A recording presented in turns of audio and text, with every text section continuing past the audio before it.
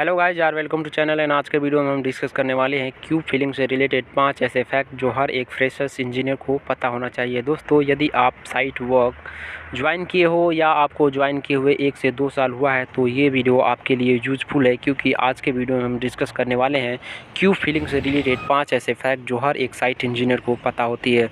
तो चलिए वीडियो को स्टार्ट करते हैं।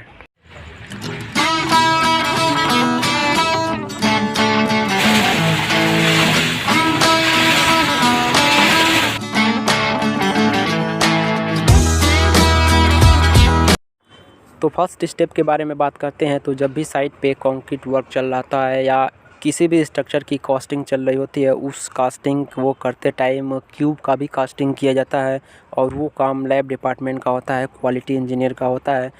वो क्वालिटी इंजीनियर आते हैं और क्यूब की कास्टिंग करते हैं। बट सिविल साइट इंजीनियर को साइट पे जो भी वर्क चल रहा होता है उसका नॉलेज होना चाहिए, क्योंकि कोई भी इंक्वायरी करता है तो एक सिविल साइट इंजीनियर से ही इंक्वायरी करता है कि यदि क्यूब की कास्टिंग चल रही होती है तो कोई भी आपसे ही पूछेगा कि कितने क्यूब को आप फिल करवा रहे हो और उस क्यूब को कैसे फिल करवा रहे हो।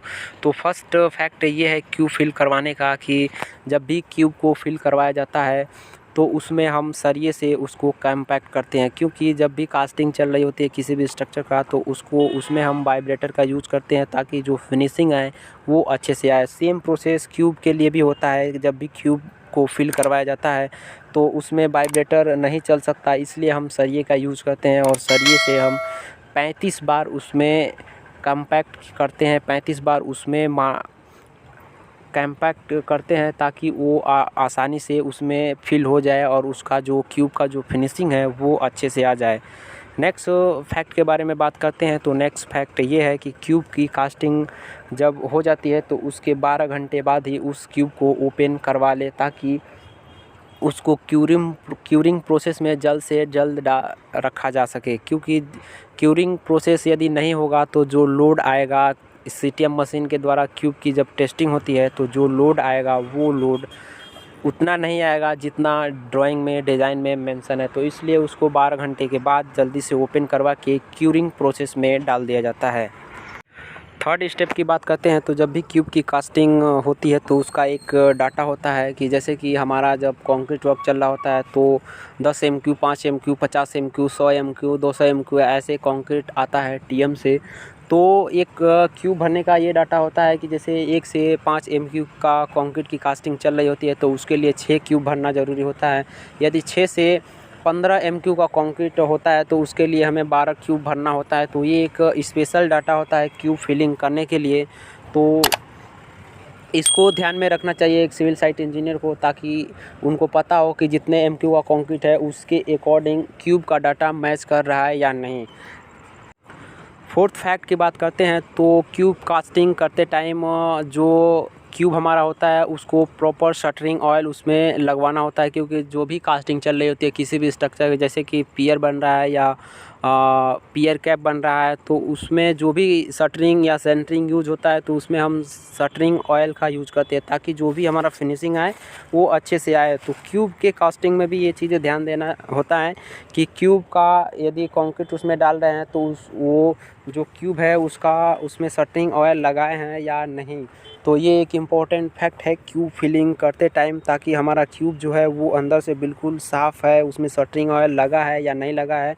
क्योंकि जो हमारा क्यूब यदि ओपन करते हैं तो जो क्यूब होता है वो उसमें फिनिशिंग अच्छा आया है या नहीं। यदि फिनिशिंग अच्छा नहीं आया है तो वो लोड अच्छा नहीं आएगा।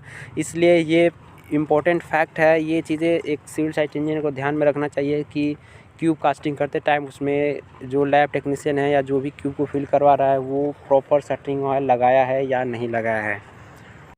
पांचवा फैक्ट ये है कि क्यूब कास्टिंग कंप्लीट करने के बाद जब उसको क्यूरिंग प्रोसेस में डाला जाता है तो उसको जितने भी क्यूब की कास्टिंग हो गई है उसको 2 भागों में कर लिया जाता है। और जो फर्स्ट भाग होता है उसको हम 7 दिन के लिए क्यूरिंग करते हैं। जो सेकेंड भाग है उसको हम 28 दिन के लिए क्यूरिंग प्रोसेस में डाल देते हैं, क्योंकि एक जो क्यूब होता है वो 7 दिन में टेस्ट होता है और दूसरा नंबर का क्यूब जो होता है वो 28 दिन बाद टेस्ट किया जाता है। तो इसलिए हम जितने भी क्यूब की कास्टिंग कर रहे होते हैं साइट पे उसको 2 भागों में बांट लेते हैं, उसको 2 भाग कर लेते हैं और एक भाग को हम 7 दिन में टेस्ट करते हैं और दूसरे भाग को हम 28 दिन में टेस्ट करते हैं। ये भी एक डाटा होता है कि कितना MQ का कंक्रीट होता है तो उसको कितने क्यूब को 7 दिन में टेस्ट करना है और कितने क्यूब को 28 दिन में टेस्ट करना है। तो ये एक इम्पॉर्टेंट फैक्ट है, क्यूब फिलिंग करते टाइम एक सिविल साइट इंजीनियर को ये चीज़ें याद रखना होता है। तो आज के वीडियो में हमने डिस्कस किया क्यूब फिलिंग से रिलेटेड 5 ऐसे फैक्ट जो हर एक सिविल साइट इंजीनियर को पता होना चाहिए। तो आई होप कि आपको ये वीडियो पसंद आया। यदि इस वीडियो में आपको जो जानकारी दिया गया वो अच्छा लगा तो वीडियो को लाइक करें, चैनल को सब्सक्राइब करें। वीडियो देखने के लिए आपका बहुत बहुत धन्यवाद।